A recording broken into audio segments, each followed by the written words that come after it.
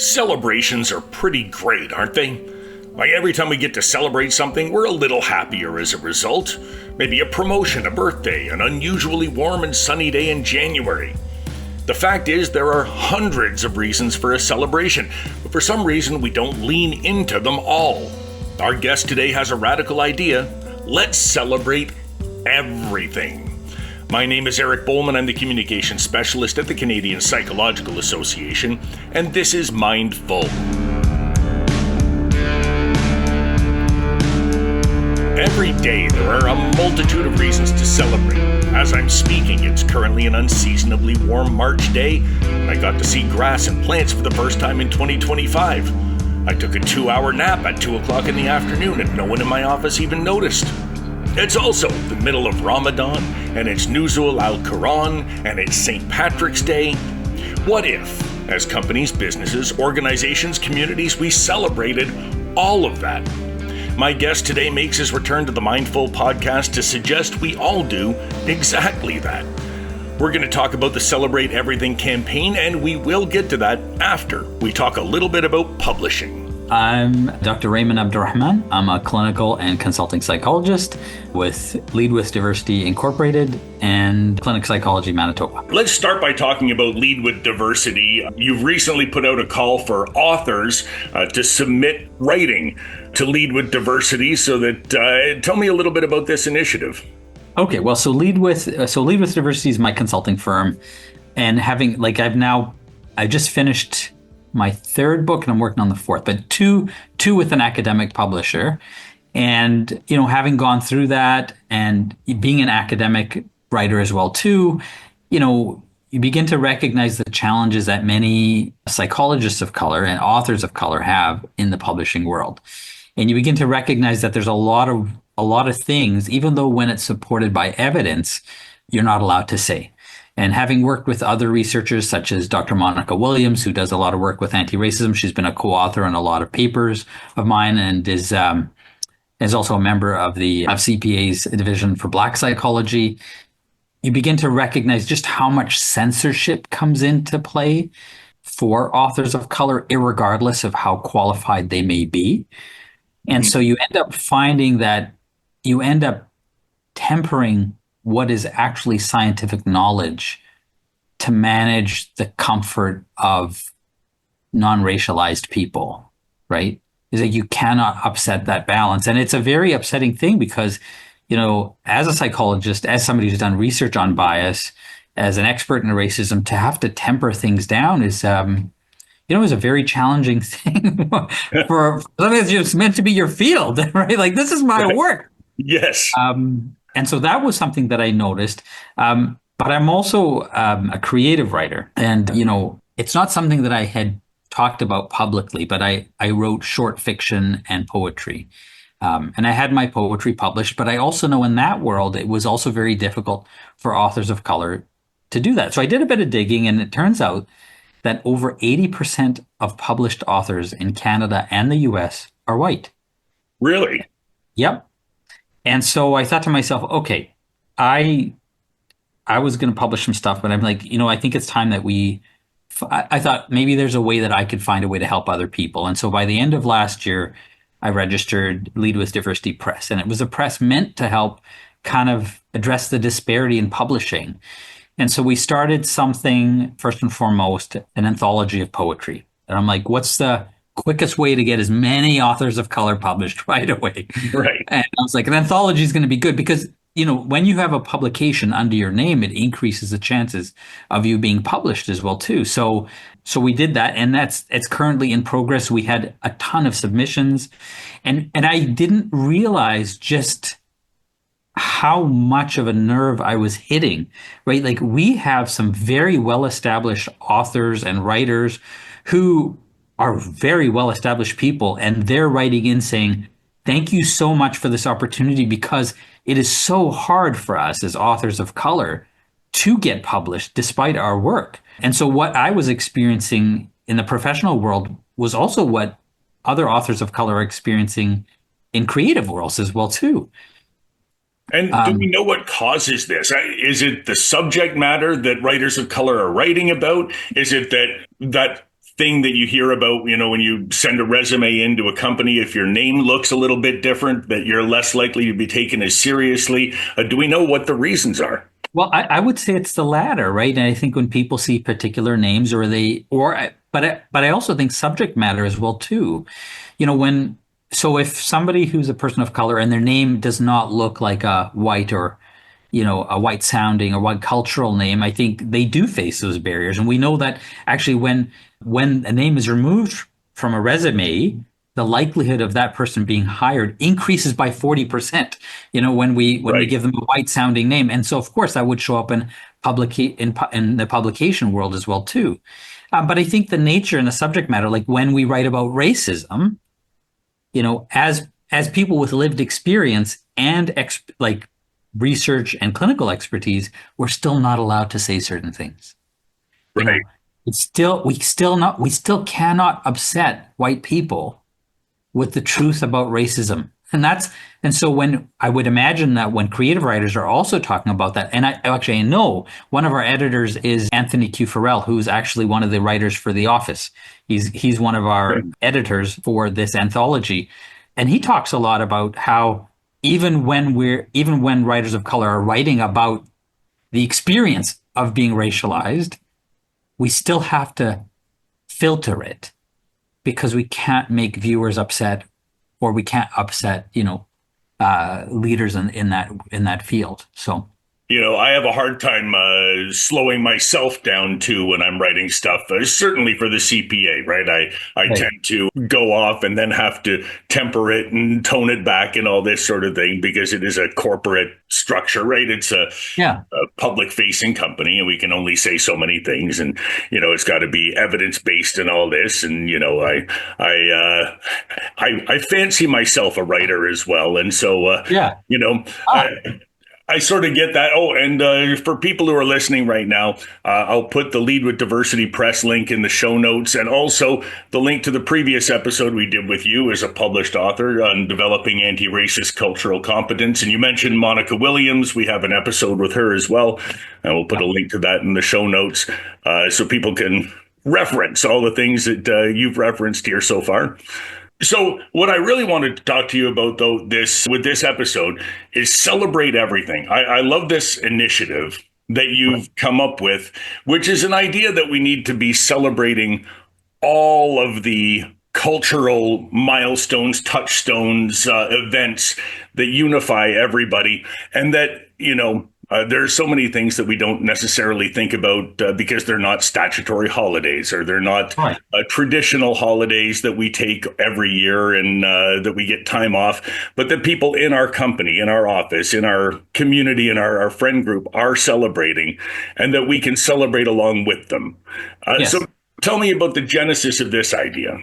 Well, this and the book initiative, a lot of my work has really been tied to this concept about shifting like the psyche of our North American community, and creating a sense of social change based on psychology. And whether that's the test bias project that I started, and that has done really well, or this publication and this new publishing house, but also celebrate everything. And so what we learned from the test bias tool that allowed us to collect like a whack ton of data on bias, which is we've learned so much from. What we learned also is that the predominant number of people in Western society tend to see white people as local, and that people of color and from other cultural communities not associated with white culture as foreign.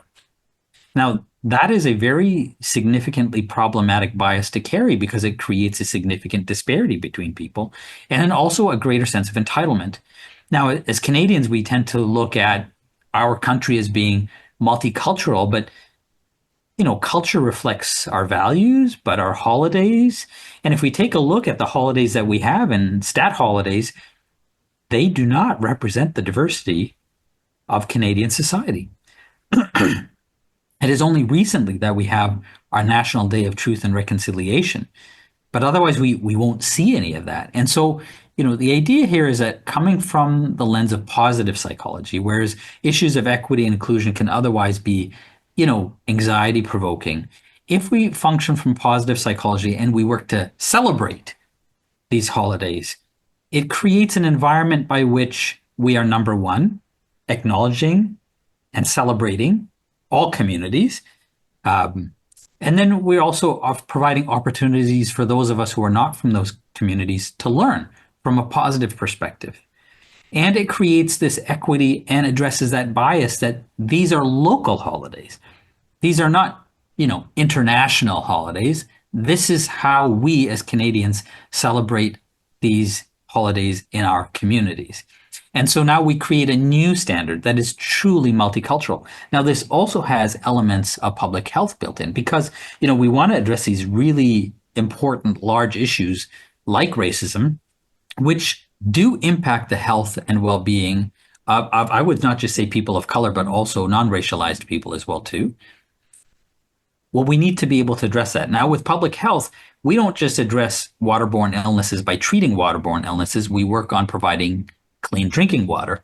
And the idea of celebrating everything and having at least a list of holidays that umbrella large groups and that all of us in some way feel included now start to shift that bias, right, of who is local and who is foreign.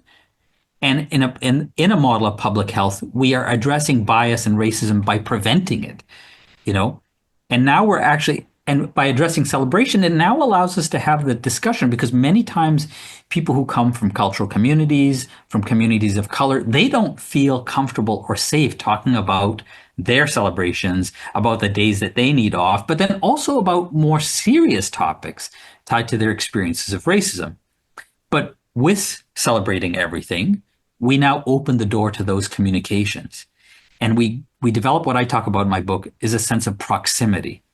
That as we gain proximity to different groups of people, we understand them like we understand our own community. Now,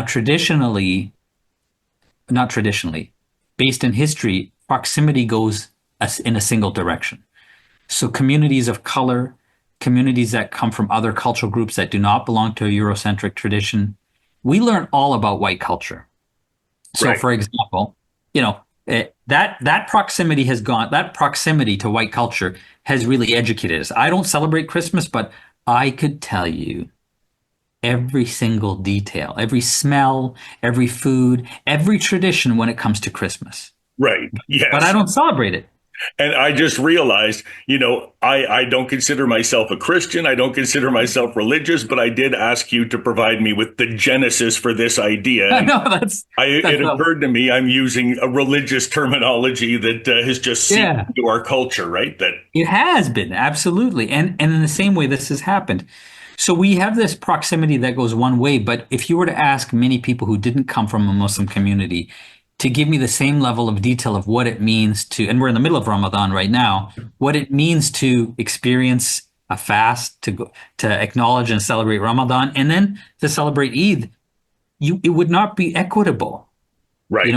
And it speaks to this supremacy that people of color need to learn about white culture, but white people do not need to learn about the culture and the life experiences of communities of color. And so celebrate everything, addresses that disparity. And what we're doing now is we're asking organizations to jump on board and to become a member of this community of licensees. And if they can do that, they commit to certain tasks. And one of the tasks is that they must acknowledge these holidays in the same way that they would Christmas. Mm-hmm. It's not tokenistic, and Christmas is included in that list of holidays, but we now include other ones. And then if there's any public facing kind of messaging that they use this branding so that we're all on the same page. And that's the hope. And by doing that, it can grow and it creates this organic thing where they're not just doing what we're requiring of them, but it's growing into something bigger and greater. I like this idea. We sort of celebrate Ramadan in our office because we have some Muslim colleagues, and my colleague Zainab will join us for lunch during Ramadan. And the way she celebrates is by forcing the rest of us to eat our food exactly how she wants to watch somebody eat while she can't, before sundown arrives. Right. All right. So I don't normally eat a burrito that way, but during Ramadan, I'm going to do that. But it also strikes me that when you're doing it as a sort of company-wide thing, you might be putting undue pressure on the people in your company, in your organization, who do celebrate Ramadan or who do celebrate, a different holiday, to sort of educate the rest of the company on that subject. And I think Right. that's in a lot of ways what Celebrate Everything is attempting to relieve some of that burden by providing a toolkit so that you don't have to go to the Muslim person in the office to say, please Right. explain Eid to us, right? Absolutely, right? And it becomes the responsibility of all of us. And at the heart of what Celebrate Everything does is it redefines community. You know, in our minds, we've got these really myopic views of who we believe belongs to our community. Well, I don't celebrate Christmas, therefore, I'm not a part of that community. But the truth is that some of the closest people in my life who I consider to be a part of my community celebrate Christmas. Hmm. But it has to go around the other way too. That people have to, even though they may not religiously celebrate Ramadan or Eid, that they need to see me as a part of their community and as a result must learn about what my experience is like and work to make it equally as comfortable for me as I make Christmas for them. Right. Yeah, that makes sense. And, it also it strikes me that if you start doing this and you start celebrating, even if you have, I don't know, no Jewish colleagues, but you are talking about Yom Kippur and you are celebrating that it then makes your workplace, it makes your organization a more inclusive place for somebody who may join your organization at a later date. Well, absolutely, because it educates and informs. A lot of people say, well, I don't need to do this because we don't have people in our community or our team about, who acknowledge this holiday, but it is informing them. You know, this initiative has two goals, internal goals, but also external goals. You see, when an organization commits to celebrating everything, there's going to be some engagement with the outside community, right? So one of the things we ask licensees to do is we send out every year, we're going to have a new little logo, a little piece of artwork that we ask people to use as an email signature. Now, somebody from that organization is going to send an email out and it'll have, Happy Nowruz. Right now, we have two holidays happening at the same time. Nowruz is coming up and we have Ramadan. And so that is now informing and educating the outside public as well, too. And so we become a part of this larger community, you know, not just addressing our own internal goals as an organization. For sure. And what's the response been like so far? What's the uptake been like? And have you heard from people who have signed on to this? What's their reaction been? It's been incredible, actually. We've had some really wonderful uptake. So informally, people had taken this recommendation in advance. And so they've been collecting data. So places like Robertson College has been collecting data on this, and they're like their entire team just loves it, and it really has opened the door to information and education. Whereas many times people felt shy or uncomfortable sharing aspects of their lives that were tied to ethnicity, faith, and culture, are now openly sharing it, right? And that's informing and educating other people. So I went to a dinner that was celebrating actually the CEO and president of this organization. And they're like, we absolutely love Celebrate Everything. I have learned so much about this holiday and this group of people and this. I feel like I'm a part of their community. But we have other organizations and health organizations are recognizing how much this has to do with health. So we have two hospitals join up already and signed up as a part of Celebrate Everything. We have a cultural festival, Folklorama, that has signed up as a part of this. We have an organization that's tied to truth and reconciliation and working with the indigenous communities sign up for Celebrate Everything. And so it's growing. We have a new American organization tied to leadership and consulting psychology sign up for Celebrate Everything. And so we've technically only been, this community of licensees since, the beginning of this year. So the initiative had informally existed, Mhm. but a lot of people didn't know what to do, and so people were asking us, "Can you please create this initiative? Can you please create a structure by which we can follow?"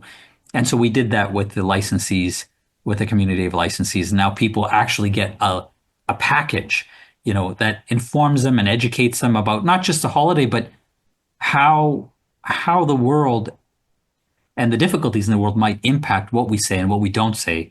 How do we sell? What are the do's and don'ts? What can we avoid doing? How can we make it easier for our fellow community members to be a part of our larger community? Right. And I imagine it's the don'ts that scare people the most, right? That, you're afraid of making a misstep. You're afraid of saying something that will be perceived badly. And I think also there's probably some sort of fear of appearing to be performative when you're doing things like this. Can you tell me a little bit about how the toolkit addresses that? I mean, we sign up, we get this toolkit, we get this package. What sort of things are we going to learn, and what sort of things are we going to be able to implement that maybe we wouldn't be able to on our own? Yeah, well, the whole concept is that we have to move towards a culture that allows us to make error if we're working towards something better. We can't build without making mistakes. And so in our toolkit, we say to people like, do your best and the year after will get better, right? And so here's what we expect you to do. And it's a simple and reasonable amount of things. It's not really difficult, but we can grow. And what we want to be able to do is at the end of the year, with every licensee annually, is share what the other organizations have done so we learn from each other. And so any mistakes we've made, we learn from that. Most of the time, people are, I think, particularly people who don't come from particular community groups, or when you think about white people compared to people of color, there's this big fear of being canceled, right? Like, I don't want to come across like a racist.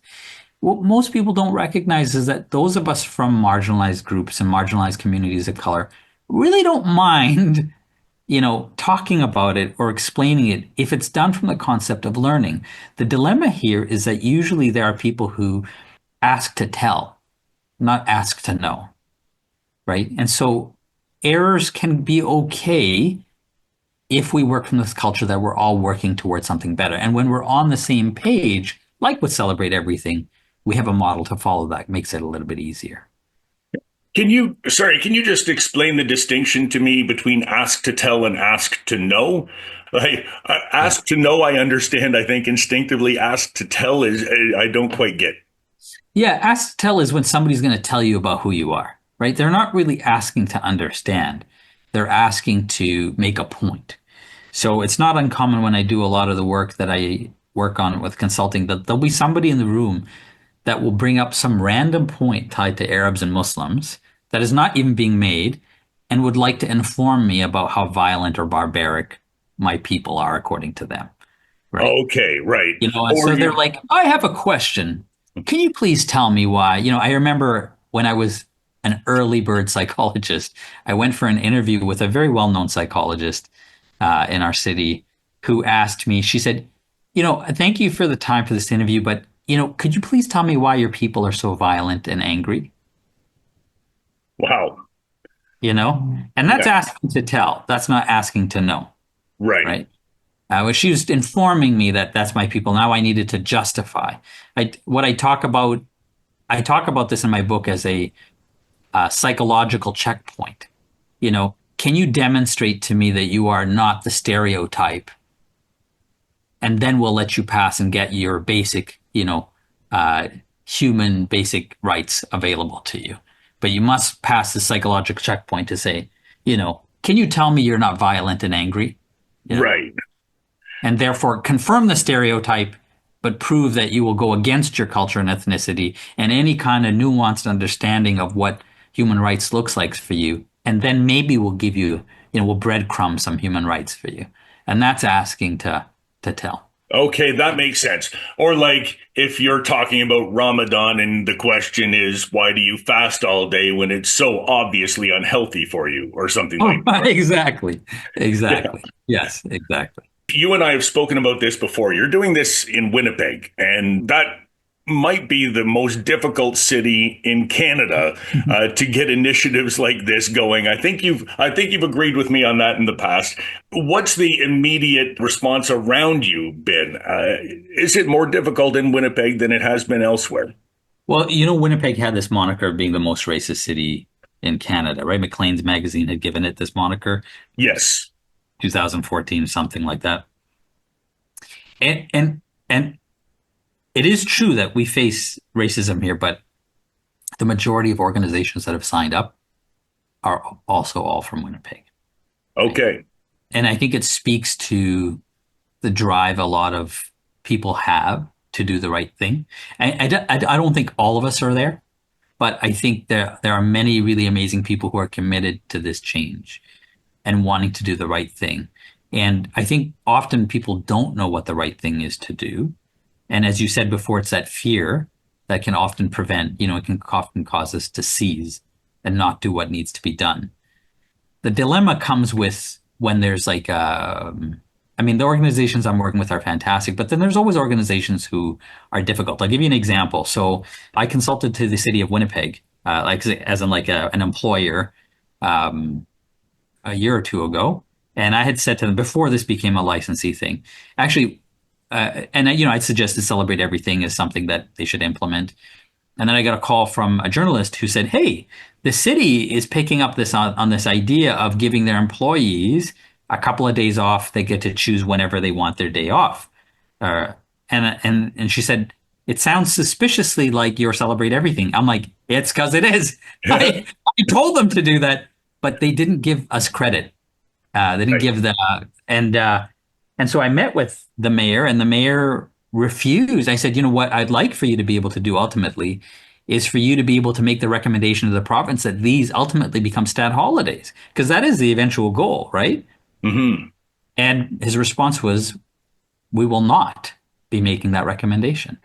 And so I think that change is hard for some people, and I think it's difficult when we're challenged, to do the right thing. And people often assume, I mean, I can only assume that maybe he felt, threatened or worried, or, maybe this was too big of a change. But there are challenges, most certainly. But there are also some pretty amazing people and pretty amazing organizations, many of them who are supporting this thing. So. Now, see, that's amazing to me. It feels like the easiest political lift in the world. Give people extra stat holidays. Like that, I don't think anyone in the world would be upset at getting more stat holidays over the course of a month, a year, you know? No, and actually, what we know about that psychologically is productivity goes up. We know that people are overworked in the Western world. Europe has often, many companies are now adopting a 4-day work week. We know that productivity goes up when we allow people some time to recuperate. And having those stat days tied to people who are part of our community and giving them the credit, like you get today off because the Jewish community is celebrating, Rosh Hashanah or acknowledging Yom Kippur. That's a wonderful thing. And to be able to give credit to the Jewish community for that I might not celebrate or acknowledge those days, but it is because of them that I get those days off. I'm grateful to those communities, right? That it's Yeah, to the Hindu community or the Indian South Asian community that we get Diwali off. I don't celebrate Diwali, but I am happy to join in that time. And it's because of that community that we get the days off. I mean, that's what builds harmony. And for sure. that's what comes down to the psychology of this, you know. Yeah, that makes good sense. We have the option of taking some of Remembrance Day off here in Ottawa. We're right close to the cenotaph, and we can go and attend some of those ceremonies. We have the same on the Day of Truth and Reconciliation. We can attend some events there. And it definitely does make you feel closer to those events, make you more knowledgeable and understanding of those when you specifically take some time off work in order to participate in those initiatives. And then you do come out with a more deep understanding of what they're about. Yeah, absolutely. But I do think it's generally being received well. Like I forgot to mention, one of the organizations that runs like a cultural festival here in our city used to do these festivals where they celebrate different cultural communities. And they consulted with me, and I said, it'd be a good idea if you started to not just apply it during that festival time of the year, but over the course of the year. And it just moves it from being a stereotype to a full-on acknowledgement. And they did just that. Like they took the advice, they ran with it. Like I was so impressed with what they did. And now they're being nominated for an award by Tourism Manitoba, for their use of Celebrate Everything. And so I think if we can provide people that guidance and that support on how to do this well, I think people are accepting it and they're doing it. Now, the one other thing that I was thinking, you mentioned fear earlier, that people do have a fear of things. And your example of the city of Winnipeg struck this for me. I think one of the things I hear a lot about is a fear of pushback. This idea that when you start to do things like this, there's a pile of people out there who are going to get really upset that you're doing woke stuff or however they want to Of phrase course. it, right? Hmm. And maybe that's why they don't want to acknowledge that that's in fact what they're doing, even though it's something they do want to do. Have you received any pushback like that? Has that actually been an issue for you? I mean, not for this initiative, to be honest. I mean, the city was the big example where they didn't want to recommend these as stat holidays to the province. I have yet to meet with the province. I'm hoping that at some point in time that does happen. Um, I mean, the negative stuff that I get is usually on the more nuanced. This is the more positive side, so it's easier. It's the challenging subjects like testbias.com, where I get hate mail where people are Yes. like, your test is racist, you know. Right. Um, but there is a fear. I mean, I think people do have this fear about pushback. But I think it's when we challenge marginaliza marginalization of particular groups of people where we spread the social capital around, you know? I think that can be difficult for some people because it removes power from one group of people and starts to spread it around. And we know, historically speaking, anytime there's been a civil rights movement, there are people upset with it because it distributes power where it's supposed to be more equally. And I Right. think celebration is a form of capital. It is a social capital, and it does need to be distributed more evenly than what we're doing it now. Yeah, I like that framing of it, right? Social capital is something that we think of, and it's not a zero sum thing, right? And I do think that a rising tide lifts all boats, and that the more you can celebrate everything else, the more everyone celebrates everything. And it's generally just a positive message all around. What has been your favorite thing that somebody has done to celebrate a holiday, an event, an awareness month that you might want to share with us? Um, you mean what some of the organizations within our community of licensees? Or just something that you've seen someone do and thought, oh, that's a really great way to do this. Well, I can tell you generally, I get really touched I mean, I will make a point I don't celebrate Christmas, but I know that some of my friends and colleagues do. And I will make a point to get them gifts, even though I know that I usually don't get anything back in return at the time that's important for me. And I think I'm usually the most touched when recently, and perhaps it's because I'm like on my soapbox about these holidays, that somebody has returned the favor and bought me a gift, you know, Right. and said, I know this is an important time. I wanted you to celebrate this, and here's your Eid gift, right? And I was just, that's really touching. And I think that's been the experience for many people. I know the president and CEO of Robertson College actually sent out care packages for Eid and Ramadan to her Muslim employees, and ended up in the paper. I mean, this is how rare these acts of kindness are. You Right. know, I mean, she's a wonderful person, but we don't see this often enough in our world. And like this guy was in tears, right? He's like, I've never had a boss do that. Right. So to me, those are the ones that really touch me the most, I think. Yes, I think it is shocking to know that something like that can make the paper because it is so unusual. That's a stunning thing. Giving all your employees Christmas gifts will never make the paper. No, it won't. And I think it just speaks to what we consider to be normal. And I would often say we consider white to be normal and everything else not to. As Toni Morrison said, in this country, American means white and the rest of us need to hyphenate. And I think that applies here in Canada as well.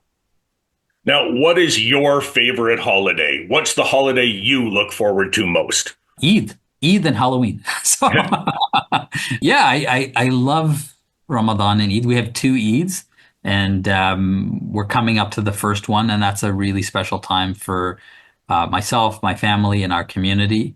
And Halloween, just because I love making costumes and being spooky.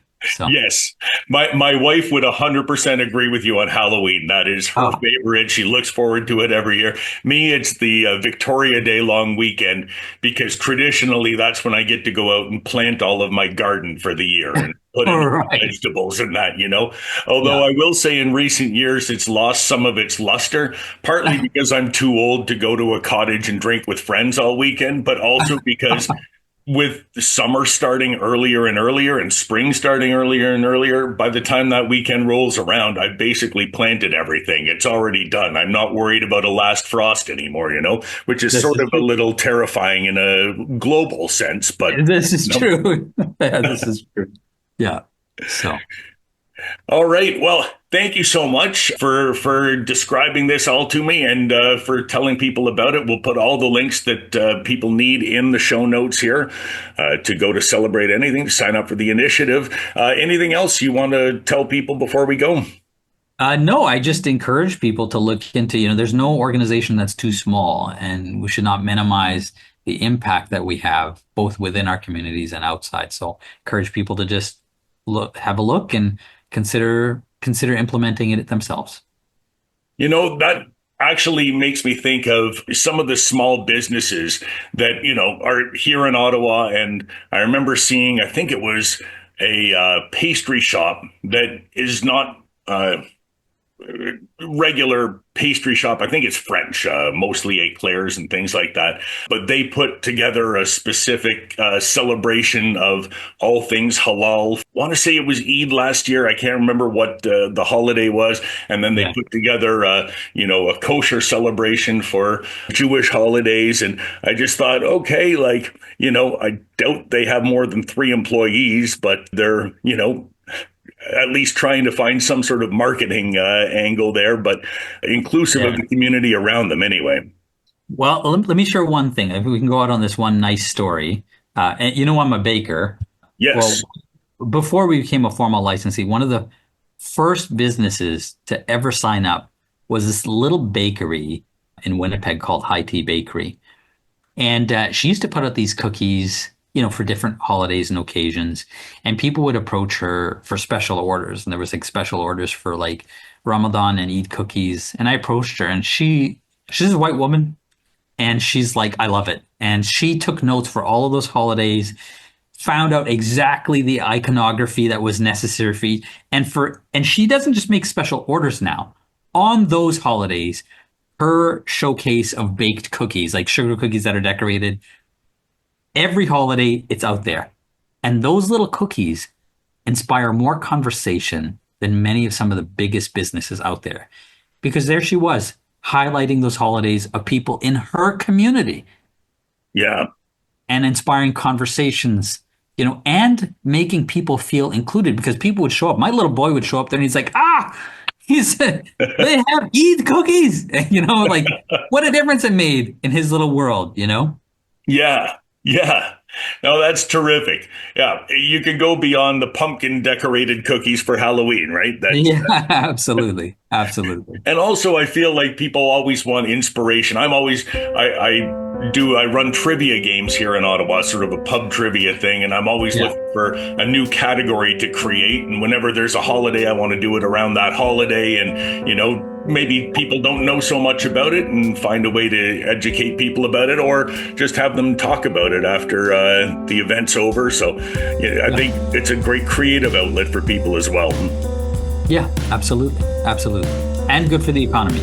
People spend more. Well, let's do our part to boost the social capital of all people and the actual economy while we're at it.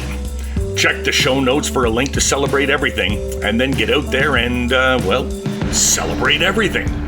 Thanks to Dr. Rehman Abdulrehman for joining me today to talk about this, and to you for listening, streaming, and downloading this episode. Mindful is written, hosted, and published by me, Eric Bowman. Our producer and editor is Jamie Montgomery, and our theme music is Avenues by David Taylor.